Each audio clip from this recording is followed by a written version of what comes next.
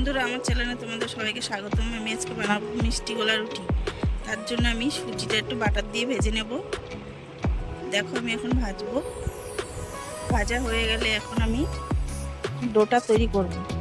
প্রথমে ময়দাটা নিয়ে তারপরে একটা এলাচ গুঁড়ো করে দিয়েছি, তারপরে চিনি দিয়ে দিয়েছি, এক বাটি সুজি দিয়ে দিয়েছি, ভাজা সুজিটা আমি দিয়ে দিয়েছি, তারপরে গুঁড়ো দুধ দিয়ে দিয়েছি, একটু নুন দিয়ে ভালো করে মিশিয়ে নেব। এখন মেশানো হয়ে গেছে, এবার আমি জল দিয়ে ভালো করে ওটা তৈরি করে নেব। বেশি পাতলাও হবে না, বেশি ঘনও হবে না, মিডিয়ামের মতো হবে। এবং তোমাদের যেরকম ভালো লাগবে তোমরা সেরকম করবে। আমি বাটার দিয়ে একটু সাদা তেল দিয়ে তেলটা মিশিয়ে নেব।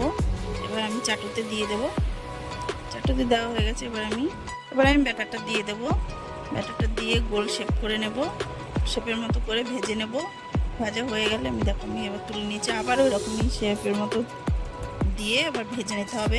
তোমাদের যদি আমার ভিডিওটি ভালো লাগে আমাকে সাবস্ক্রাইব, লাইক, কমেন্ট, শেয়ার করে দিও। দেখা হবে পরের ভিডিওতে। টাটা।